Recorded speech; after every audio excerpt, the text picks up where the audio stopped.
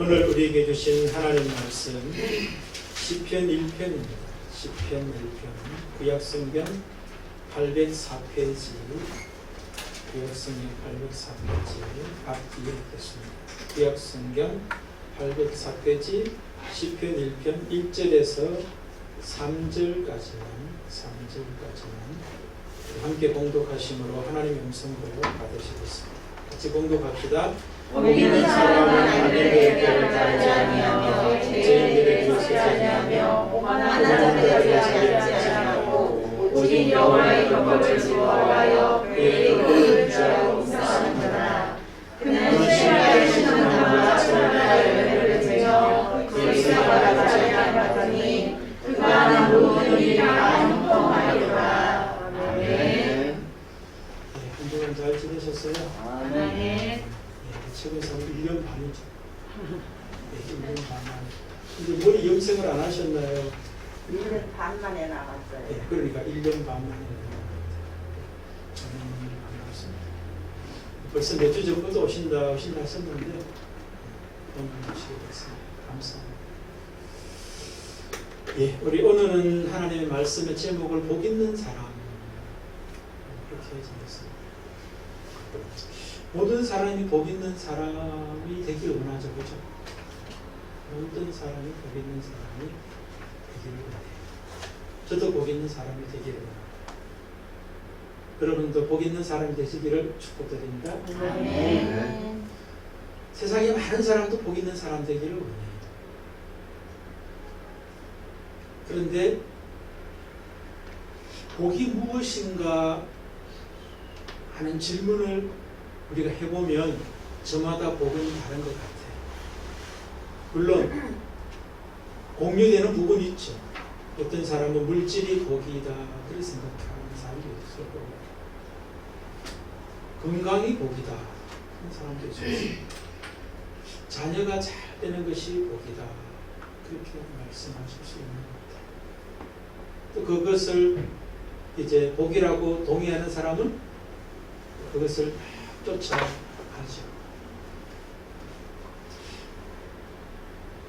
성경에는 무엇이 복이라고 말씀합니다. 우리가 한번 생각해 볼 필요가 있을 것 같아요. 그리고 성경에서 더 강조하는 것은 복보다도 더 강조하는 게 복 있는 사람을 강조해요. 복이 무엇인가도 말씀하지만 복보다 더 중요한 것은 복 있는 사람이다. 왜 그러겠어요? 복 있는 사람이 되어야만 뭐예요? 복이 복될 수 있기 때문에. 복 있는 사람이 되지 못하면 그 사람에게 복이 복되지 않아요. 그래서 복보다 중요한 것은 복 있는 사람입니다. 오늘 성경은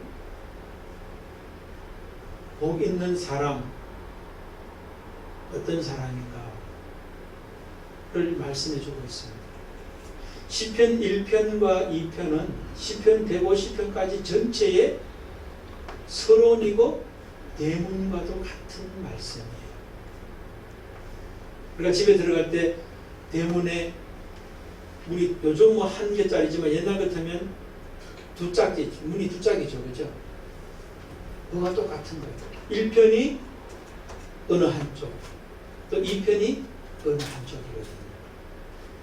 근데 1편에는 복 있는 사람에 대한 이야기를 하고 있고 2편에는 복이 없는 사람에 대한 이야기를 해요. 그러면서 나머지 쭉 진행되는 모든 과정이 뭐냐면은 복 있는 사람과 복 없는 사람의 모습을 이제 삶의 모든 상황 속에서 가르쳐주고 있는 말씀들이 시편이다. 그렇게 봐도 틀리잖아요. 근데 오늘 시편 1편은 특별히 복 있는 사람이 어떤 사람인가를 설명해 주고 있고 복 있는 사람을 우리 어떤 사람인가 알면은 복이 무엇인지는 자동 또 알 수 있겠죠, 그죠? 그래서 오늘 본문을 살펴보기를 원하는데요. 우선 복 있는 사람을 이런 사람 저런 사람이라고 이야기를 하지만 특별히 하나의 그림을 그려주고 있죠, 그죠?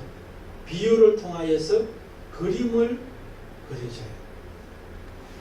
복 있는 사람은 바로 시냇가에 심은 나무 같은 사람이다. 시냇가에 심은 나무. 근데 여기서 좀 생각해 봐야 될 것은 시냇가에 심은 나무가 아니라 시냇가에 심겨진 나무예요. 수동태예요, 수동태. 그래서 원래 자리는 뭐예요? 시냇가가 아닌 다른 자리에 있던 나무가 시냇가로 옮겨 심겨진 나무가 시냇가에 심겨진 나무라고 하는 행복한 사람이 어떤 사람인지를 비유로 가르쳐주는 말씀이에요. 그래서 복 있는 사람은 뭐예요? 시냇가와 가까이 가장 시냇가 가에 시냇가에 있지 않던 나무였어요, 원래는. 그런데 다른 데 있던 나무가 옮겨짐을 당하여서 시내의 옆에 심겨진 나무가 시냇가에 심은 나무다. 바로 그 사람이 복 있는 사람이다. 그렇게 비유로 말씀하고 있어요. 그럼 복이 뭐겠어요? 나무 자체가 복 아니죠, 그죠? 나무에게 복은 뭐예요? 시내가 복이에요.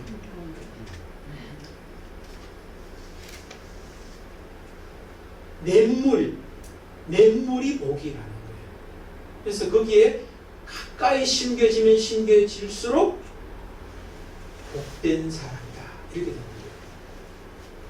여러분이나 저나 시냇가에 심겨진 사람들 되시기를 주님으로 축복을 드립니다. 아멘. 자, 그럼 이제 시내가 뭐냐? 이것도 생각해 봐야 돼요. 그죠? 그건 이제 조금 이따 제가 하나씩 이제 설명을 드리겠습니다.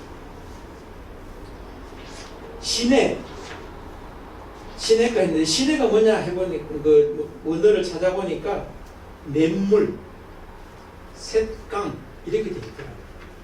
냇물과 샛강이 시내다 그렇게 되어 있고요. 가는 가장자리, 곁 이렇게 설명하고 있습니다. 심은 옮겨진다. 그 다음에 나무 같은 사람 이렇게 되어 있어요. 좀 전에 말씀드렸던 것처럼 처음부터 그 자리에 있던 나무가 아니라 옮겨져서 심어진 나무. 바로 그런 사람이 복 있는 사람이다. 그런 사람의 특징은 세 가지가 있습니다. 첫 번째, 시내가에 심은 나무의 첫 번째 특징은 뭡니까? 아니지. 철을 따라 열매를 맺어야지.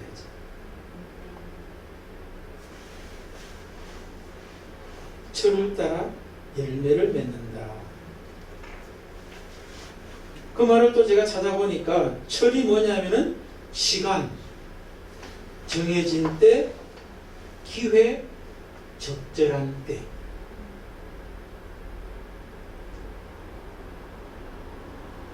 열매를 맺는다 했을 때 열매는 과일, 자손, 결과. 그 다음에 맺는다라고 하는 그 말은 주다, 둔다, 놓는다, 세운다, 만든다. 그런 의미를 가지고 있다. 한마디로 말하면 뭐예요? 적절한 때에 과일, 열매를 내어 놓는 사람이 복 있는 사람이다.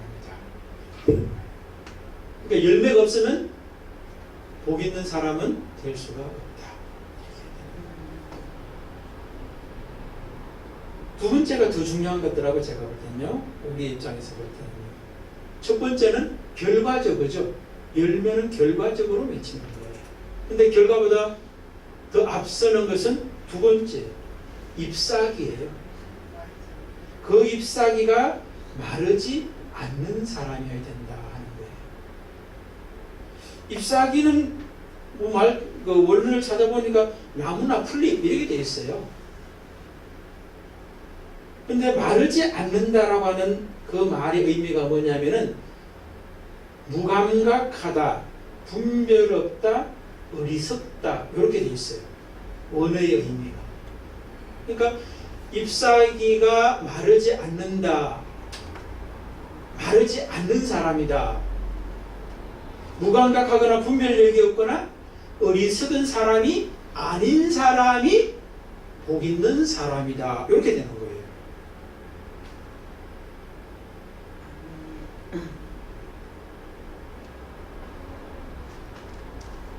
그 다음에 세 번째 특징은 그가 하는 모든 일이 형통한 사람이다. 그렇게 되어 있어요. 형통하다라고 하는 말은 앞으로 나가다, 발전하다, 번영하다 그런 의미가 있어요. 그럼 이 세 가지를 한마디로 딱 묶으면 뭐겠어요?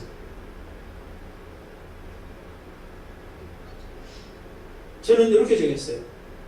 복이 있는 사람은 정해진 때에 결과를 만드는 사람이요, 평소의 태도에 분별력이 있는 사람이요, 그가 하는 모든 일에 번영하는 사람이다.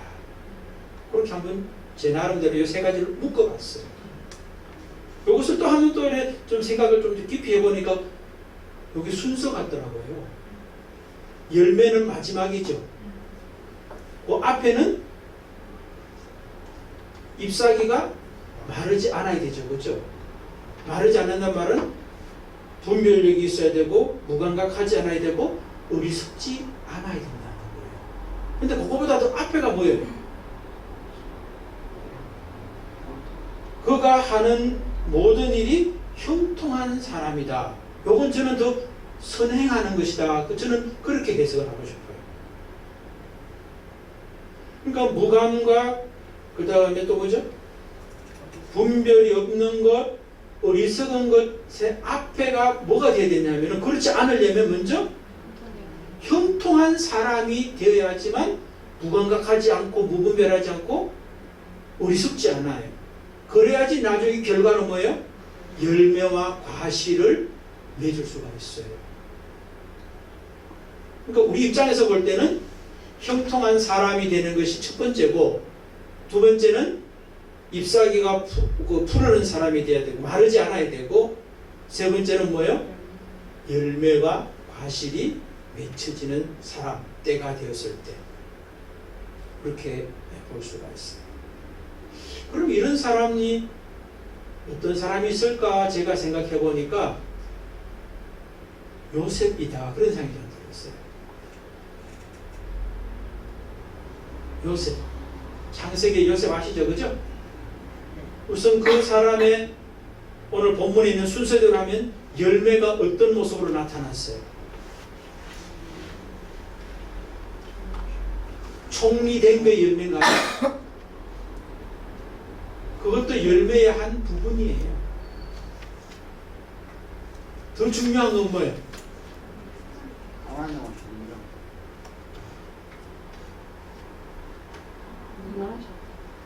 저는 요셉의 모습이 참 귀하다 생각되는 게, 형들과의 갈등이 있었을 때 나중에 이제 형들과 만나고 더 나가서 아버지가 돌아가시고 난 다음에 형들이 두려워하고 염려 걱정할 때 그 형들을 위로하는 모습이 너무너무 귀하다고 저는 생각이 들었거든요. 형님들, 저를 예전에 팔았던 것 때문에 두려워하고 염려하고 걱정하지 마십시오. 형님들이 나를 판 것이 아니라 하나님이 나를 먼저 보내셨습니다. 그렇게 이야기해요. 저는 그게 더 큰 열매라고 생각해요. 총리 되는 거 귀한 일이에요. 그런데 원수 같은 형들을 뭐예요? 용서할 수 있는 사람이 된 게 더 중요하다는 거예요. 총리는 부수적인 거예요. 많은 사람들이 총리 되는 것이 권력이나 명예나 부가 복인 줄 알고 막 거길 쫓아가는데 요셉은 그것을 쫓아간 사람이 아니에요. 자기를 팔았던 형들조차도 용서할 수 있는 사람 되는 것, 하나님의 사람 되는 것이 더 그 사람에겐 중요했던 것 같아요. 바로 앞 단계를 보면 알 수 있어. ip사귀가 마르지 않았다 하는 것이 ip사귀인데, ip사귀가 마르지 않았단 말이 뭐라고 그랬어요? 어리석다, 또 뭐라고 그랬죠? 분별력이 있어야 된다, 무감각하지 않아야 된다라고 하는 것인데, 대표적인 분별력의 순간이 어떤 순간이 있을까요, 여러분요? 요셉에게 있어서.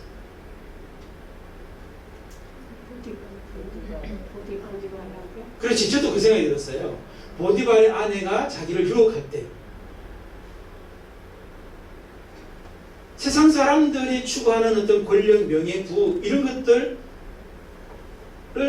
추구했다면 요셉은 그 보디발의 아내하고 짝짝꿍이 돼야 돼. 그렇죠? 그 사람하고 하나가 되면은 더 빨리, 더 쉽게, 더 높은 자리에 올라가기가 아주 쉬울 수 있어요. 근데 그것을 선택을 안 해요. 그의 그 태도가, 분별력이. 그래서 그건 어디로 가요? 감옥에 가잖아요. 근데 감옥에 가는 게 내려가는 게 아니라 올라가는 길이라는 것을 요셉은 판단한 거죠. 분별한 거죠. 왜? 요셉의 아내, 보디발의 아내가 자기를 높여주는 것이 아니라 하나님이 높여주신다는 판단이 있은 거예요. 분별이 있었던 거예요. 그 다음에 또 그 앞단계는 뭐예요? 형통한 사람이죠. 그죠? 그가 하는 모든 일에 형통한 사람이었다 하는데, 요셉에게 형통한 모습은 어떤 게 있습니까? 형님에게 팔리는 게 형통이에요. 아시겠어요? 형통이란 말이 아까 전에 뭐라고 그랬습니까? 앞으로 나아가다, 발전하다, 번영하다라는 뜻이라고 그랬죠. 만약에 요셉이 형들이 팔지 않았다면 앞으로 나가지 못하고 번영하지 못하고 또 뭐예요? 발전하지 못하고 그 집에서 살면서 목동으로 살다가 죽을 수 있어요.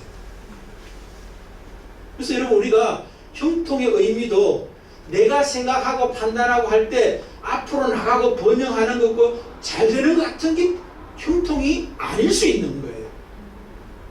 오히려 뒤로 가는 게 형통일 수 있고 앞으로 가는 것일 수 있어요. 그러니까 여러분의 생각과 판단, 또 주변 사람들의 생각과 판단에 휘둘려서 이게 형통한 길이다 라고 생각하시고 행동하시면 안 된다고 할 수 있어요. 여러분 지금 뒤로 가고 있습니까? 여러분 생각에 뒤로 가는 거 아니에요. 앞으로 가고 있는 거예요. 아멘. 번영하고 있는 거예요. 아멘. 잘 되고 있는 것이라고 하는 것을 믿으시길 바랍니다. 아멘. 성경의 역사관은 순환적인 역사관이 아니에요.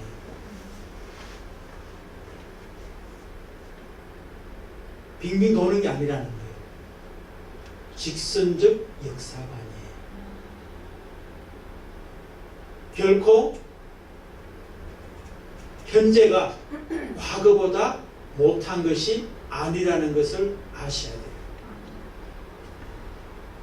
하나님의 역사는 창조에서부터 종말의 이래까지 역사가 계속 직선적으로 가요. 그럼 어제보다 오늘이 나은 거예요. 그걸 아셔야 돼요.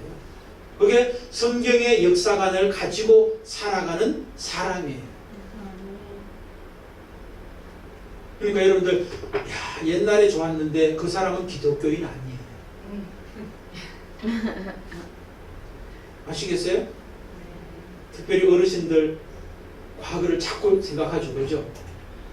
지금이 더 좋습니다. 제인스 권사님, 20대, 30대로 돌아가시고 싶습니까? 지금이 더 복 있는 자리고 복 있는 사람이에요. 성환이 성인이가 저보고 묻더라고요. 아빠는 언제가 좋아? 언제가 좋았어? 이러더라고요. 난 지금이 좋은데 그렇게 말했어요. 그리고 한 가지 더 붙였어요. 난 내 미래가 기대돼. 알아듣도 못 알아듣도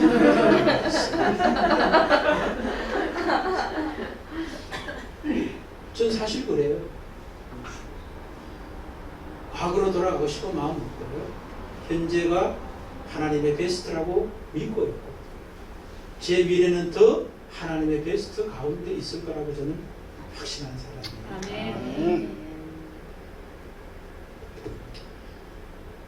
요셉은 바로 시냇가에 심겨진 나무 같은 사람, 복 있는 사람입니다. 여러분과 저도 그렇게 되시기를 주의 이름으로 축복을 드립니다. 아멘. 근데 그 자리는 하루아침에 가지는 게 아니죠. 그죠? 가는 보상이 그렇게 쉽지 않아요. 그래서 하나님은 오늘 우리에게 이렇게 말씀하십니다. 그 길 갈 때 주의해야 될 것이 있다. 그렇게 말씀합니다. 복 있는 사람이 주의해야 될 게 있다. 뭐냐? 악인들의 꾀를 따르지 아니하고 죄인들의 길에 서지 아니하며 오만한 자들의 자리에 앉지 말아야 한다. 그럼 여러분, 악인은 어떤 사람이냐? 제가 찾아보니까 사악한 사람, 죄를 범한 사람 이렇게 되어 있어요. 그들의 꾀를 따르지 않아야 된다 했는데 꾀가 뭐냐 또 찾아보니까 충고, 조언, 의논이에요. 따르다 하는 말은 가다, 걷다. 그러니까 그러면 한마디로 말하면 뭐예요? 사악한 사람, 죄를 범한 사람들의 충고, 조언을 따라가지 않아야 한다. 그렇게 해요.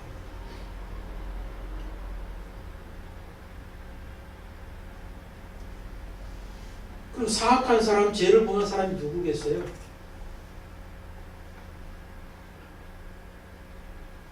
조금 이제 조금 설명드릴게요. 죄인이에요. 두 번째. 죽을 때 주의해야 될 게 죄인인데, 죄인은 또 말 그대로 죄 있는, 죄 많은 그런 뜻이고요. 죄인들의 길은 뭐냐 했을 때 길, 태도와 방식이에요. 삶의 태도와 방식이 죄 있는, 죄 많은 죄인들의 태도와 방식을 서지 말아야 된다. 위치하다, 머무르다, 지탱하다.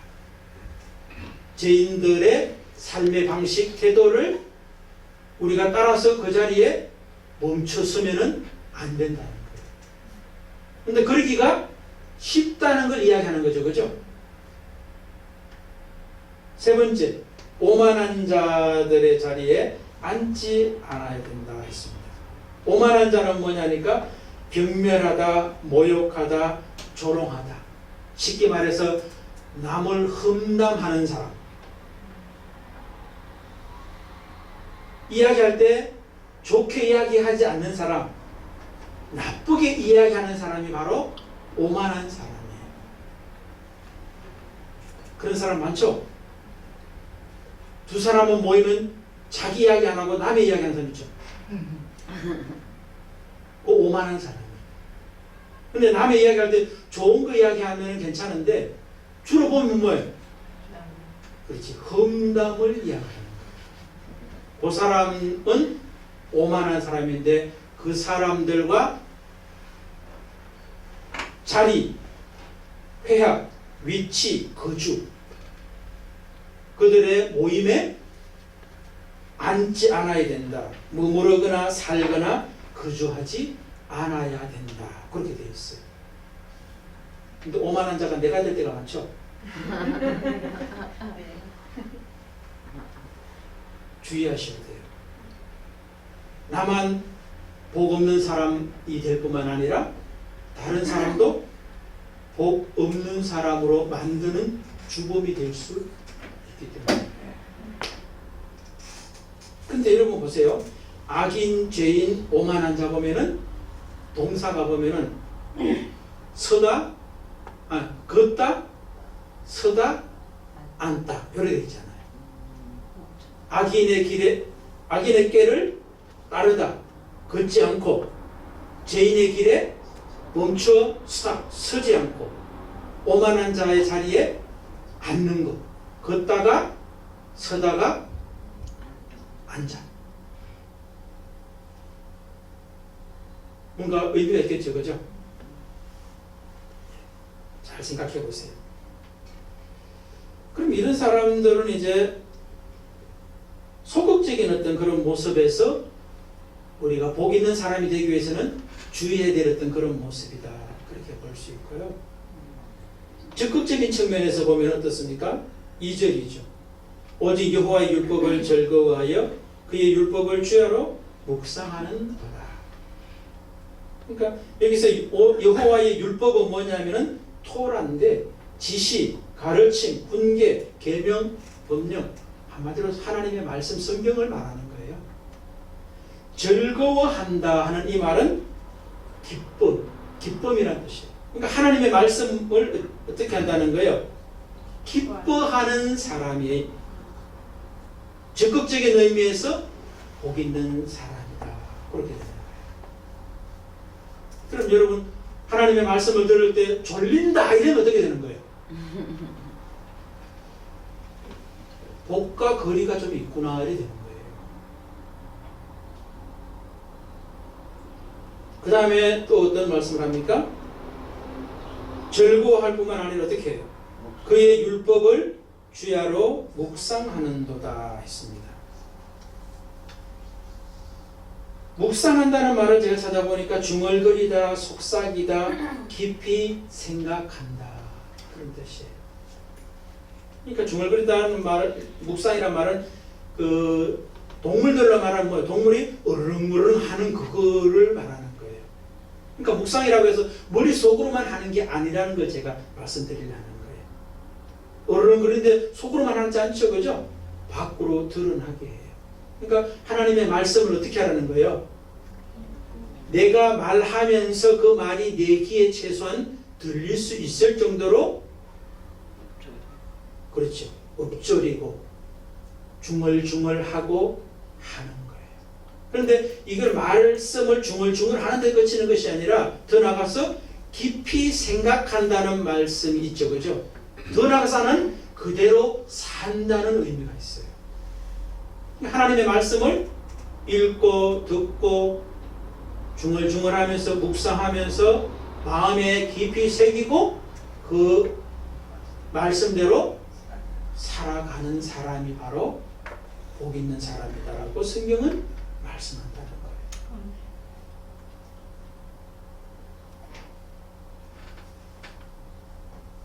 그럼 이제 앞에 제가 시냇가에 심은 나무와 같은 사람하고 연결시키면 시냇가가 뭐가 되는 거죠? 그렇죠. 하나님의 말씀이 시내가 되는 거예요. 하나님 자체가 시내고, 그런데 그 하나님은 우리에게 보이지 않잖아요. 가까이 가려고 해도 가까이 갈 어떤 그게 없잖아요. 대상이 안 보이잖아요. 그러니까 하나님이 주신, 보이는 하나님으로 주신 것이 뭐라는 거예요? 하나님의 말씀이라는 거예요. 그러니까 그 말씀에 가까이 가면 가까이 갈수록 거기에 심겨진 사람이 바로 복 있는 사람이다. 그렇게 이야기하는 거예요. 그래서 이 과정을 쭉 밟았던 사람이 어떤 사람이 있을까 생각해 보면 아브라함 같은 사람이 되는 것 같아요. 하나님께서 그를 제일 처음에 부르실 때 내가 본토 친척 아비 집을 떠나서 내가 지시할 땅으로 가라. 그러면 뭐예요? 내가 지금 거하고 있는 땅, 본토, 나하고 관계하고 있는 사람, 친척, 나의 어떤 통치를 하는 아비 집을 떠나서 하나님의 땅, 하나님과 관계, 하나님의 주권이 있는 곳으로 가라. 그러면 내가 복의 근원이 되게 하시겠다. 그렇게 말씀했잖아요. 하나님이 아브라함을 끊임없이 뭐예요? 시냇가인 하나님에게로 하나님의 말씀에게로 끊임없이 뭐예요? 가까이 옮겨 심어 가시는 것을 볼 수가 있어요. 그게 아브라함 생애의 과정이에요. 그래서 전국적으로는 아브라함이 이제 하나님 곁에 심겨진 모습이 뭐예요? 자기 아들을 하나님 앞에 번제로 드리라 함에도 불구하고 그 말씀과 밀착되어 있기 때문에 그 말씀대로 들었고 중얼중얼 묵상했고 깊이 생각해서 판단했고 더 나아가서 그대로 실행해서 드리잖아요.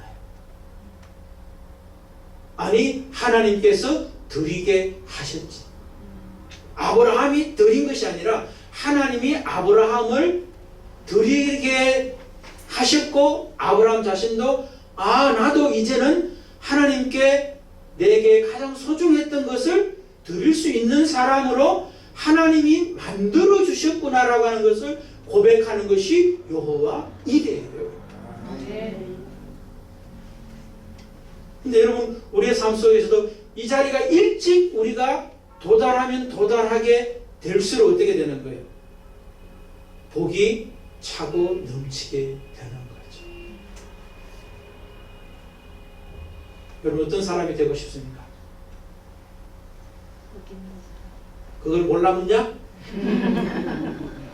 그래요.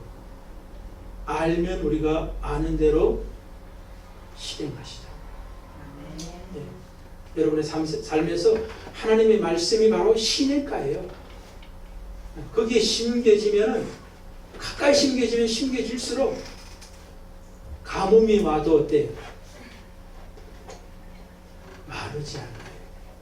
형통합니다. 때가 되면 분명히 풍성한 열매를 거두게 하신다 하는 것입니다. 네.